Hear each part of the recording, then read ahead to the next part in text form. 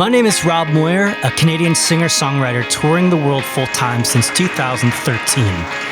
In the autumn of 2017, I took my guitar and songs I wrote on a 10-week tour across the entire country of Switzerland. I played 52 concerts and truly immersed myself in the country in which I stood. I drank wine, rode trains, saw lakes and mountains, rode some more trains, laundered clothing.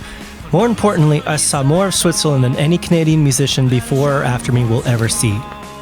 Join me on this adventure of ditching the backstage for the experience of living like a local and take a deeper dive into a place most tourists only spend 48 hours in.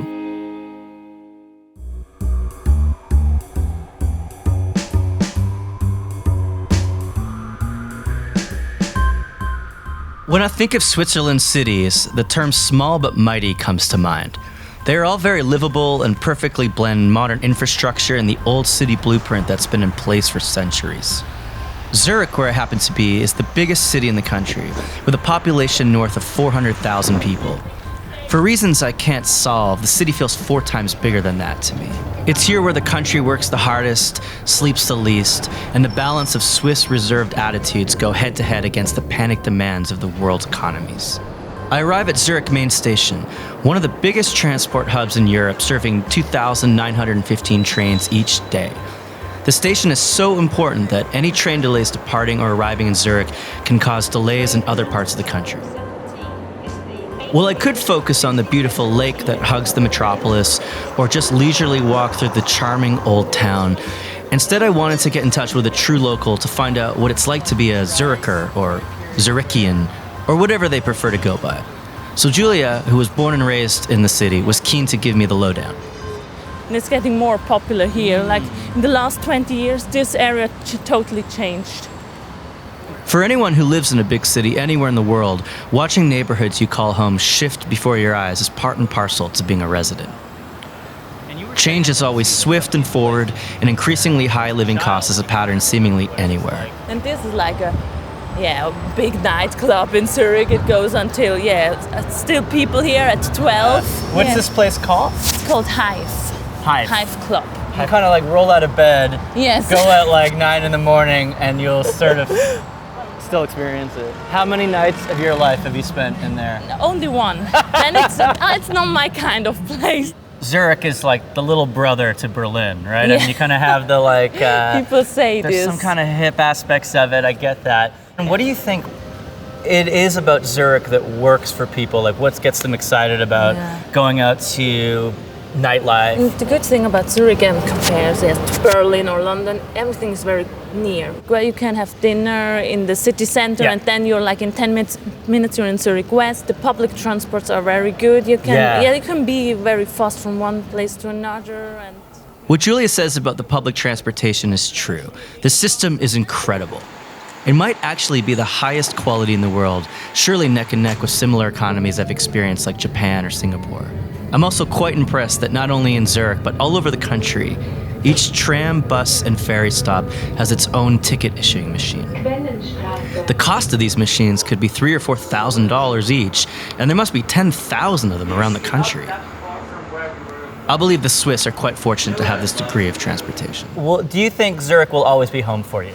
Yes. Yeah, I think it's home because my parents are from here. My whole family is from Zurich, from the city. So it's always like a big family. So fantastic. I guess it will always be home for me. In times of our society falling back in love with quality and handmade things, following the trends like craft beer, gin is currently on the up and up. Meet Merlin. Along with 4 other business partners, he created the Gin Lab Tourica. And today you're going to make your own gin. That's amazing. Before we do that, I'm going to show you where we are, what we do, and let's go. Awesome, let's do it.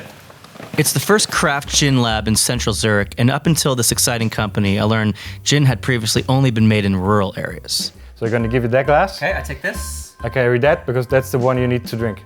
Okay. Which is also very important. That's the experiment glass. Okay, so space. All right. And what Merlin and his crew are doing with gin in this small workspace reminds me of some of the great up-and-coming bands cramped into a small practice space. Both are creating magic behind some unmarked door. Walk by it randomly and you would never occur to you what was happening behind those walls. So that's about 1.5, I think. Yeah. So the 4 guys involved with this company, like quite new relationship? But we actually haven't been friends. Okay. We all work together. Because I always thought it's difficult to work or to start a business with your friends because money and friendship is not always like, it doesn't always fit. So we work together and you could tell that the other person's focused in working. You can trust him. And we all love gin, so it was a passion that we had. You know, people always tell you, do what you love. Absolutely. And that's what we tried to do. And then we went full in. We took all our money. There was nothing left to pay rent. And it went out pretty well. You can give it a try. So this is just as is, okay? What if this is like the best gin you've... No, just kidding. Okay. Ready? Yeah.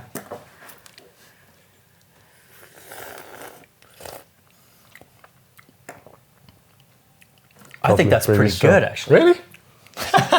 I don't know.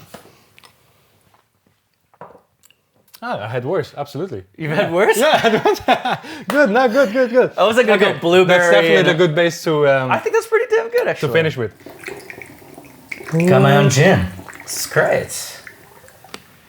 Hand bottled by Rob Moir. Bottle number 1. Oh, yes. Oh, that's amazing. So There you cool. can start directly with your gin and tonic. Oh, that's fantastic. There you go. I got my own. Yes. Brother, thanks so much, brother. I'm gonna sell it next to my records tonight. Well, you want a CD? What about a gin and tonic? She looks like a girl that I sometimes know. Her name of Mary Catherine McCarthy. And the fireworks drum and we're on our own. And I asked if I could kiss her. She laughed and scoffed that I was so last year. And we drank and counted down the seconds.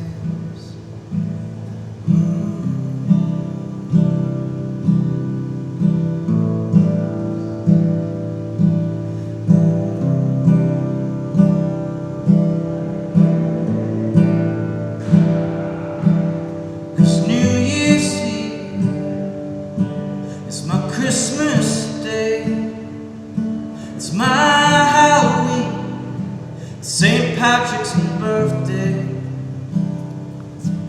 It's a brand new slate. It's a clean white slate. Something to leave. Somebody new love. And I'm gonna love her. And I'm gonna love her. And I'm gonna love her. And I'm gonna love her this time next year. Thank you very much, everybody.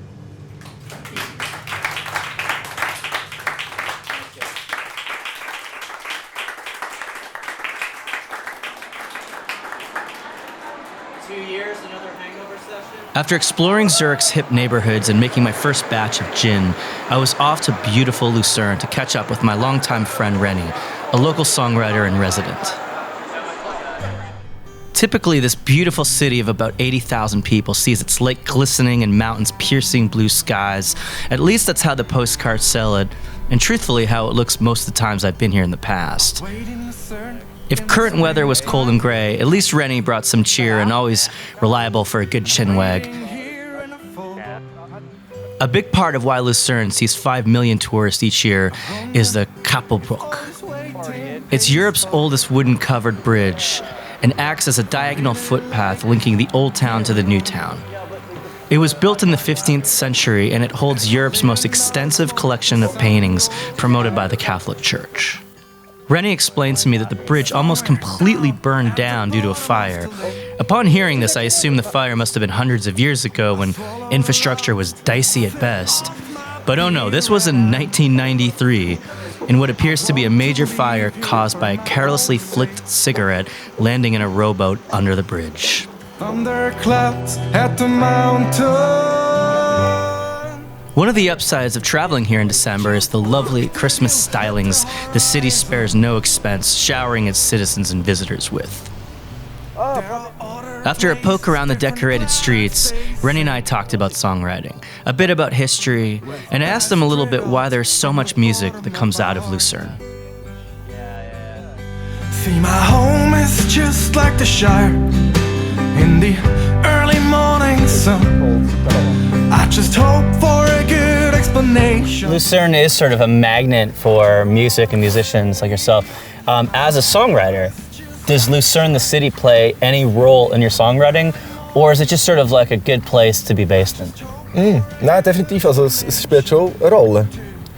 In den Songs. Ich habe auch ein Lied über Luzern geschrieben, weil eben gerade mit dem Thema Tourismus. Oder? Ich habe ein Lied geschrieben, das Postcard heisst. Und es geht wirklich genau um das, dass man sich manchmal fremd vorkommt, weil es einfach so viele Touristen hat und so viele Fotografien überall. Und man muss immer ein bisschen den Leuten ausweichen, damit man nicht direkt vor die Linse steht. Und das beschäftigt mich schon, das Thema. Aber eben auf eine kreative Art und Weise und auf eine gute Art und Weise. I mean, you could possibly walk back to the shore. Really? I just have to come up for air once in a while? My last hard look at Swiss cities brought me to Bern, which is the de facto capital of the country. If you were visiting for a first time, a short walk around the city might leave you feeling like this city has it all. Many towns in Europe will feature medieval narrow streets, UNESCO heritage buildings, and charming architecture, but very few will feel as alive and buzzing as Switzerland's fourth largest city does. A short walk from the main train station, it makes it hard to miss the beautiful 800-year-old clock tower. People travel all over the world to see it, and for very good reason. To really get your bearings in a city, you want to see it from above. So why not climb up the 344 staircase of a 600-year-old cathedral known as Bern Minster to do so? Oh, hallelujah. Hallelujah. The view will be worth each punishing step, I can assure you. Takes them back where they belong. Is it cool? Is it cool? The Lorraine Mat public elevator is unique. In fact, it's the only elevator I've ever been on where I had to pay the equivalent of a high-end coffee to ride up or down. Not to mention it employs a staff larger than most startup companies. Danke. I got to sit down with welcoming restaurant manager Daima at Marzer, a warm and inviting neighborhood gem where you'll find the modern Swiss dining standard, of course. But the twist here is recently they started to collaborate with a local artist to create a menu based off of that artist's taste buds and creative take. This could be a local painter, a poet, a musician, someone they appreciate their work, and together they offer Marzer's guests something truly original. At the time of my visit, the current artist was musician Buna Huber. He created the perfect dessert name I've ever seen on a menu anywhere. Fuck Weight Watchers. What are your impressions of the city? Bern ist sehr nah, sehr verknüpft, sehr eng alles und die Leute sind auch, man kann sagen, vielleicht ein bisschen gemütlicher als in Zürich oder so. Das stimmt vielleicht schon, wenn man ja auch sagt, Bern ist so langsam. What will I believe in? I'm a blank canvas. You can sell the reason. I pull my thumb to feel the wind's direction. Picture open water and I crumble within fiction. A walk from the restaurant is the shortest cable car in the world. Again, this will require you opening up your wallet once again to spare your legs the incline, but it will be worth it.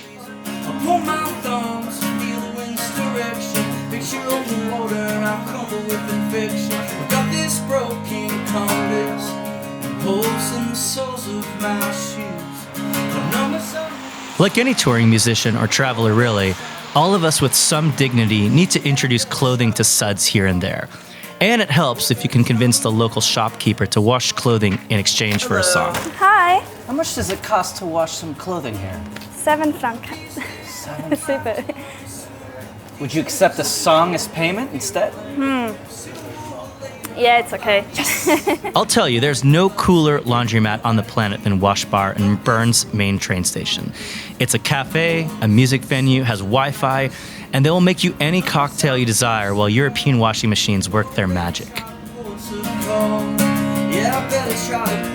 All the while getting tipsy, resetting your wardrobe for the week. You can even crack jokes to your Swiss friends about how money isn't the only thing getting laundered today in Switzerland. No one needs us to get out of bed with reason.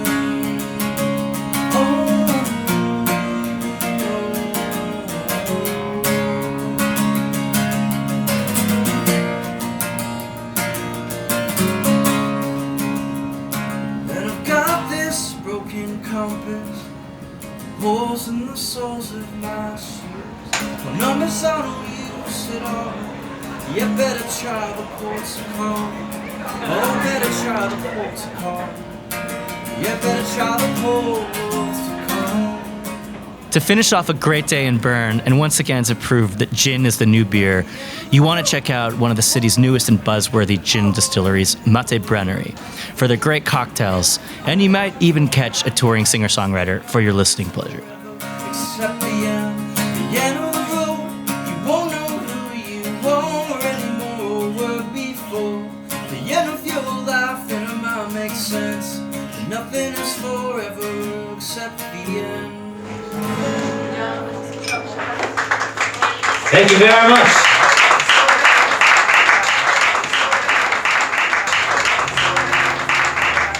This song is dedicated to a German police officer who rides the Autobahn scaring Canadian musicians. It's called Run for Your Life.